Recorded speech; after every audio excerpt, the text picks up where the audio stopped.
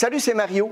C'était écrit en grosses lettres dans mon édition matinale du Journal de Montréal du 28 octobre 2021. Je l'ai lu et ça m'a laissé perplexe sur la perception qu'auront les consommateurs en voyant ça. Évidemment, tout ça nous conduit à deux mots-clés de notre industrie, la confiance et la transparence. Et depuis quelques années, les acheteurs de véhicules utilisent la puissance du web pour devenir de meilleurs acheteurs et négociateurs. Et la pandémie a peut-être aussi poussé une autre bonne partie du marché vers les ressources en ligne. Avec toutes les informations à portée de main sur les remises, les valeurs de reprise et les prix, le rôle de vendeur chez le marchand a changé. Les acheteurs avisés s'adressent à ces derniers en ayant déjà une idée précise de leur choix de véhicule et les chiffres aussi de la transaction éventuelle. Sur le marché actuel, la connaissance et le pouvoir et la transparence est à l'ordre du jour. Avec tous ces détails et toutes ces données à portée de main, les acheteurs de véhicules d'aujourd'hui veulent vraiment une expérience qui est totalement différente de celle des années passées. Ils veulent vraiment faire affaire avec des gens en qui ils ont confiance et cette confiance n'est possible qu'avec un bon degré de transparence. Et à l'heure actuelle, les gens s'attendent à une transparence des prix et à des informations solides sur les véhicules. Ce n'est pas un secret, les consommateurs peuvent être intimidés par le processus d'achat d'un véhicule. Encore trop souvent, on voit apparaître dans les médias des poursuites pour des frais cachés, des histoires d'horreur sur des affaires qui ont mal tourné. Combien de fois est-ce que vous avez entendu des expressions qui dénigrent quelqu'un en le comparant à un vendeur de véhicules d'occasion ou de véhicules neufs? La réalité, c'est que bien sûr, la majorité des commerces d'aujourd'hui fonctionnent de façon honnête et ne reflètent pas ces anciennes méthodes. Mais pour convaincre les consommateurs d'aujourd'hui que vous êtes prêts à offrir une expérience honnête, efficace et positive, ça prend de la transparence. En fournissant des rapports sur l'historique et les dommages du véhicule ou en expliquant clairement les raisons du prix que vous offrez pour le véhicule de reprise, vous indiquez au client que vous êtes transparent. En proposant d'emblée une explication claire, écrite, et un prix correspondant à la juste valeur marchande du véhicule, vous montrerez également que vous respectez le besoin du client de ne pas marchander. Au fil du temps, les mesures prises pour améliorer la transparence tout au long du processus ne feront que favoriser un environnement de confiance et de loyauté parmi votre clientèle. Les marchands peuvent conclure davantage d'affaires et bien sûr bénéficier d'un flux constant d'acheteurs fidèles grâce à un processus de vente qui est transparent. Et l'activité principale des marchands automobiles, c'est de vendre des voitures. Vous pourriez me répondre, évidemment.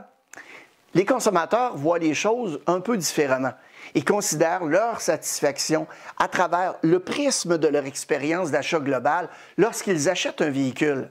Et comme m'a déjà dit un marchand prospère récemment, l'expérience est vraiment tout ce que nous avons à vendre.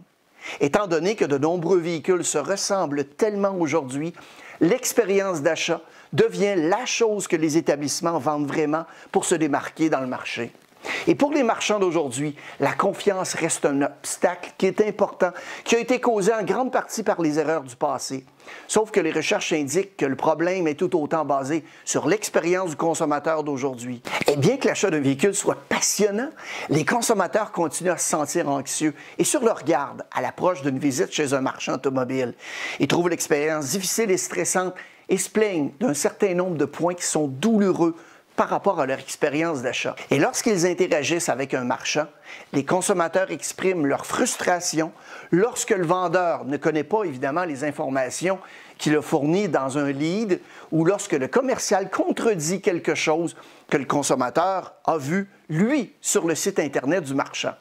La plupart des consommateurs ne s'attendent pas nécessairement à obtenir le prix le plus bas, mais ils veulent s'assurer qu'ils ne paient pas trop cher par rapport à leurs voisins ou qu'ils ne sont pas lésés dans leur échange.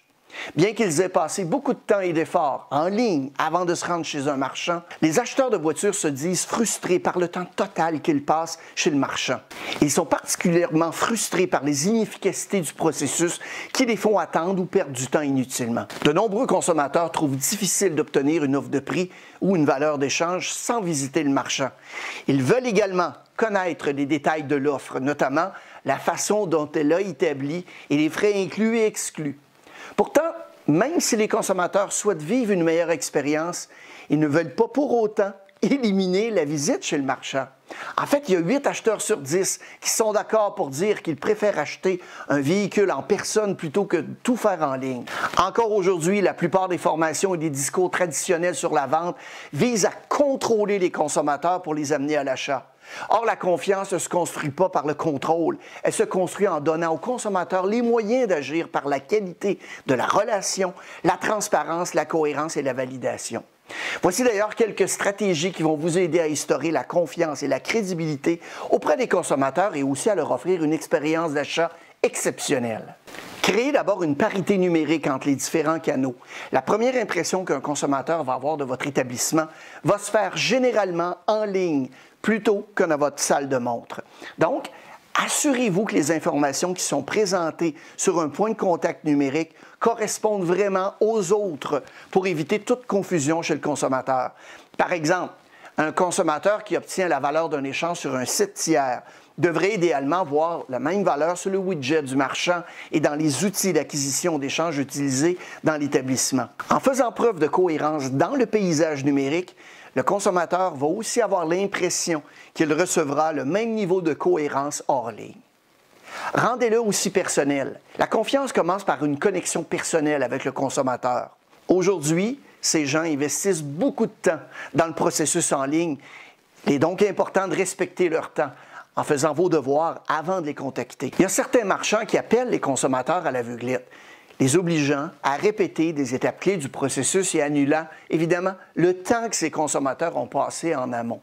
Pour rétablir une crédibilité auprès des consommateurs, c'est essentiel de les rencontrer là, évidemment, où est-ce qu'ils en sont rendus dans le processus d'achat et de reconnaître l'effort qu'ils ont fait en ligne. Ça implique de faire référence à la source d'où ils viennent, de confirmer leur présence en matière de véhicule et leur offrir des détails.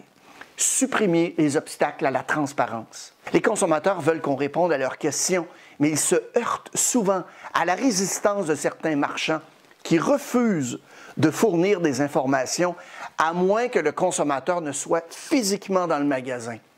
Les marchands qui sont prêts à fournir des informations immédiates comme le prix du véhicule, une estimation pour l'échange, ont vraiment un avantage en termes d'opportunités supplémentaires. La transparence comporte certainement des risques, comme celui de voir les consommateurs échanger vos informations avec d'autres marchands. Sauf que le risque le plus important est de ne jamais figurer sur la liste de considération du consommateur en raison du manque de transparence perçu. Vous devriez aussi enlever les mystères du processus d'évaluation du véhicule du client qu'il veut impliquer dans la transaction. Aidez les consommateurs à comprendre comment vous êtes arrivé au prix ou à l'offre d'échange. Ça peut inclure des données fournies par des tiers ou d'autres facteurs tels que la disponibilité des véhicules comparables, etc. Les consommateurs veulent également connaître les détails qui se cachent derrière le chiffre que vous présentez, donc les frais inclus ou non dans le prix. Ils veulent aussi comprendre quelles options caractéristiques et l'état actuel du véhicule ont influencé la valeur que vous donnez de l'échange. Offrez aussi une validation. Aidez les consommateurs à se sentir à l'aise dans leur décision d'achat en utilisant des données de référence et des données de tiers pour démontrer la compétitivité de votre offre ou en partageant les rapports d'inspection et d'historique pour aider ces gens à se sentir à l'aise avec l'état du véhicule. La validation proactive des consommateurs peut accélérer le délai d'achat et montre votre désir de ne pas simplement vendre un véhicule, mais d'aider réellement les consommateurs à prendre des décisions intelligentes d'acheter chez vous. Intégrez aussi la confiance dans vos messages et vos propositions de valeur. Les messages publicitaires de nombreux marchands se concentrent sur des propositions de valeur telles que le stock et le prix. C'est là véritablement des facteurs de différenciation qui vont vous aider à vous démarquer dans un océan de vagues de propositions de valeur. D'ailleurs, à ce sujet, le PDG d'Amazon, Jeff Bezos, se dit un jour, si vous vous concentrez sur la concurrence, vous devez attendre que la concurrence fasse quelque chose. Sauf qu'être centré sur le client vous permet d'être plus pionnier. Il n'est pas facile d'établir la confiance, mais les marchands qui mettent en œuvre des stratégies transparentes, axées sur le client et qui vont s'attaquer aussi directement au point de douleur des consommateurs, ont une opportunité importante devant eux. à savoir la possibilité de combler le manque de confiance, de se différencier de la concurrence et de gagner aussi sur un marché très concurrentiel. Merci beaucoup d'avoir regardé les vidéos et n'hésitez pas à la partager à vos collègues et connaissances. Si vous avez des idées, des suggestions ou des questions par rapport à des sujets éventuels que vous aimeriez que l'on traite dans notre chaîne YouTube, n'hésitez pas à nous laisser tout ça dans la section commentaires au bas de l'écran. Je vous invite à cliquer sur les vidéos suivantes pour en savoir un peu plus, à savoir devenir la meilleure version de vous-même ou, bien évidemment, à vous abonner directement à notre chaîne. Bon succès!